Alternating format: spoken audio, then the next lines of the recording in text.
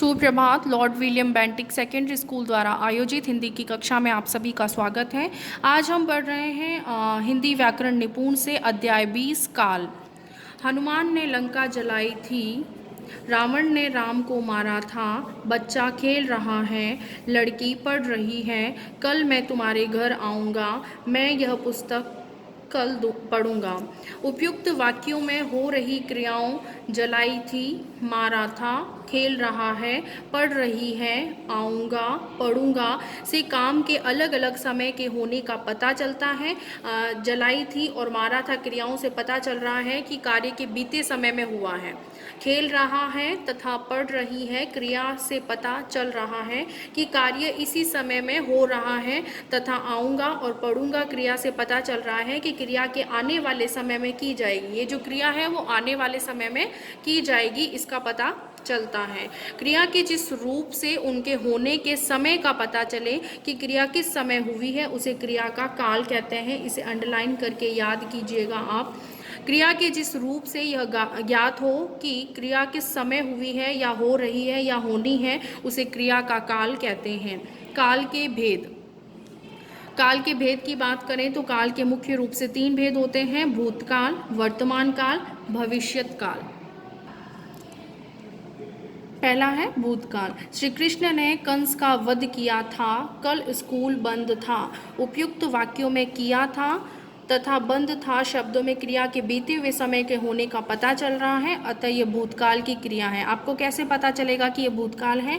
तो उस क्रिया से हमें समय के बीते हुए होने का पता चलेगा।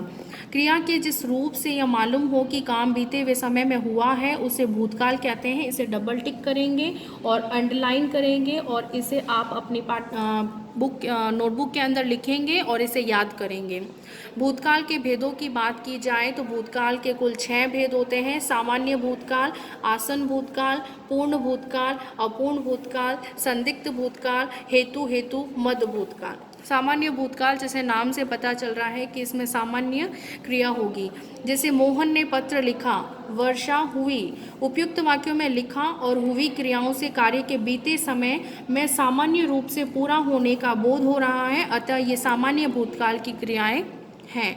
क्रिया के जिस रूप से बीते हुए समय में कार्य के सामान्य रूप से पूरा होने का बोध हो, वे क्रियाएं सामान्य भूतकाल कहलाती हैं। इसे डबल टिक करेंगे, अंडरलाइन करेंगे और अपनी नोटबुक के अंदर लिखेंगे और याद करेंगे।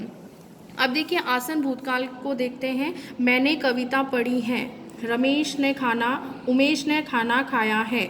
दिए गए वाक्यों में पढ़ी है, खाया है क्रियाओं से यह पता चलता है कि क्रिया कुछ देर पहले समाप्त हुई है। ये आसन भूतकाल होती है। ठीक है।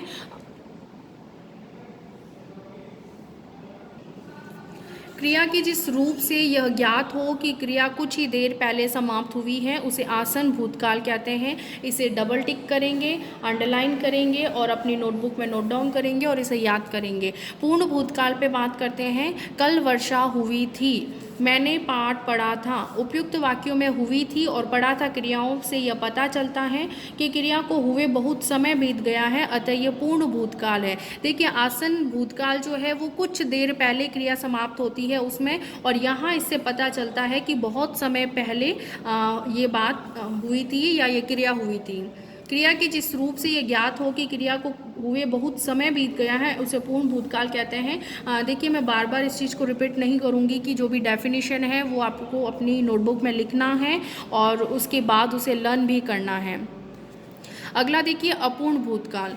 वर्षा हो रही थी, वह बाजार जा रहा था। उपयुक्त वाक्यों में हो रही थी और जा रहा था क्रियाओं से यह पता चलता है कि क्रिया भूतकाल में हो रही थी परंतु समाप्त नहीं हुई थी, अतः ये अपूर्ण भूतकाल की क्रियाएं हैं। देखिए क्रिया हो रही थी, आसन भूतकाल में कुछ देर पहले क्रिया हो जाती है और पूर्ण भूतकाल के अंदर बहुत समय हो जाता है क्रिया को बीते हुए। और यदि अपूर्ण भूतकाल की बात करूं तो क्रिया जो है वो पूर्ण नहीं होती है, इसीलिए इसका नाम अपूर्ण भूतकाल है। आप नाम से भी इसमें डिफरेंस पता कर सकते हैं। आगे देखिए, क्रिया के जिस रूप से ये पता चले कि क्रिया भूतकाल में हो रही थी परंतु समाप्त नहीं हुई थी, इस चीज़ का विशेष रूप से ध्यान रखेंगे, वरना आसन, अपूर्ण और पूर्ण भूतकाल में आप बहुत ज़्यादा अंतर नहीं निकाल पाएंगे इसमें, वरना नाम से ही आप पता कर सकते हैं।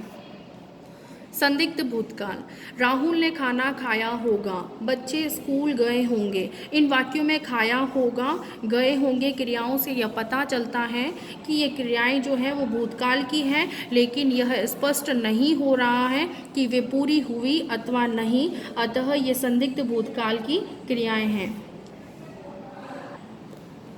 भूतकाल की जिस क्रिया से करने या होने में संदेह का बोध होता है उसे संदिग्ध भूतकाल कहते हैं। हेतु मद भूतकाल, यदि तुम आते तो काम पूरा हो जाता, यदि वर्षा थम जाती तो बाढ़ न आती। देखिए, इसमें यदि और तो, इन दो शब्दों का ध्यान रखेंगे। उपयुक्त वाक्यों में आते तो हो जाता, थम जाती तो न आती, क्रियाओं में पूरा होने में शर्त लगा दी गई है यहाँ पर, और यही जो शर्त जहाँ दिखेगी वो हेतु मद भूतकाल कहलाएगा। ऐसी क्रिया को हेतु मद भूतकाल की क्रियाएं कहते हैं। यदि भूतकाल में एक क्रिया के होने या न होने पर दूसरी क्रिया का होना या न होना निर्भर करता है तो उसे हेतु मद भूतकाल कहते हैं। वर्तमान काल पे बात करते हैं। वर्तमान काल, जैसे करण खेलता है तो ता है, ते है, ती है, या रहा है, रहे हैं, रही हैं नज़र आता है इसमें। विवेक खेल रहा है, उपयुक्त वाक्यों में खेलता है तथा खेल रहा है क्रियाओं से काम के अभी होने या करने का पता चलता है। ये वर्तमान काल को प्रकट करती है, अतः ये वर्तमान काल की क्रियाएं हैं। क्रिया के जिस रूप से यह पता चले कि क्रिया का व्यापार चल रहे समय में हो रहा है तो उसे वर्तमान काल कहते हैं। वर्तमान काल के भेदों की बात की जाए तो यहाँ पर 3 होते हैं: सामान्य वर्तमान, अपूर्ण वर्तमान और संदिग्ध वर्तमान। सामान्य वर्तमान को देखिए, अकरम खेलता है, कुलदीप पढ़ता है। इन वाक्यों में खेलता है तथा पढ़ता है क्रियाओं से काम के वर्तमान समय में सामान्य रूप से होने का पता चल रहा है, अतः ये क्रियाएं सामान्य वर्तमान काल की क्रियाएं हैं। क्रिया के जिस रूप से क्रिया का वर्तमान समय में सामान्य रूप से होने का पता चले उसे सामान्य वर्तमान काल कहते हैं। अपूर्ण वर्तमान काल, वह विद्यालय जा रहा है, भावना गाना गा रही है। इसमें क्रिया खत्म नहीं होगी, ध्यान रखिएगा। उपयुक्त वाक्यों में जा रहा है तथा गा रही है क्रियाओं से यह पता चल रहा है कि वर्तमान समय में क्रिया शुरू हो गई है और अभी तक चल रही है, इसीलिए यह अपूर्ण वर्तमान होगा। इसका विशेष रूप से ध्यान रखेंगे, अतः यह अपूर्ण वर्तमान काल की क्रियाएं हैं।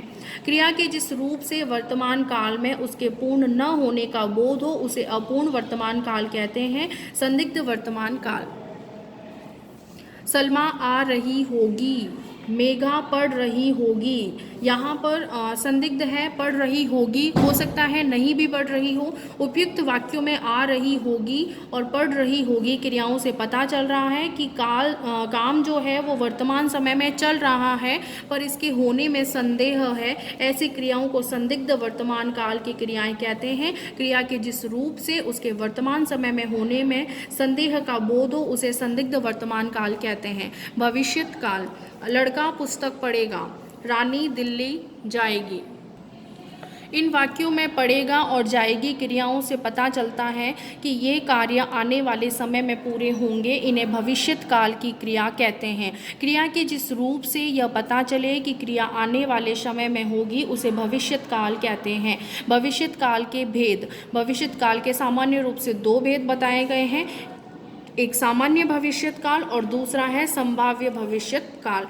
सामान्य भविष्यत काल की बात करें तो माँ खाना बनाएगी और पिताजी दफ्तर जाएंगे। उपयुक्त वाक्यों में बनाएगी और जाएंगे क्रियाओं से क्रिया के सामान्य रूप से भविष्य में होने का पता चलता है। ऐसी क्रियाओं को सामान्य भविष्यत काल की क्रिया कहते हैं। क्रिया के जिस रूप से यह पता चले कि क्रिया का व्यापार आने वाले समय में सामान्य रूप से होता है उसे सामान्य भविष्यत काल कहते हैं। संभाव्य भविष्यत काल को देखिए, शायद वर्षा होगी, संभावना है, हो भी सकती है, नहीं भी हो सकती है। शायद वह तुम्हारे घर आए, आ भी सकता है, नहीं भी आ सकता है। उपयुक्त वाक्यों में होगी, आए क्रियाओं से काम के आने वाले समय में पूरा होने का पता नहीं चलता है, केवल उसकी संभावना का पता चलता है। ऐसी क्रियाओं को संभाव्य भविष्यत काल की क्रिया भी कहते हैं। क्रिया के जिस रूप से किसी काम के भविष्य में होने की संभावना प्रकट हो उसे संभाव्य भविष्यत काल कहते हैं। देखिए आगे कुछ महत्वपूर्ण बिंदु हमने सीखा में दे रखे हैं। आप उन्हें होमवर्क के अंदर अपनी नोटबुक के अंदर लिखेंगे और इसे याद करेंगे। धन्यवाद।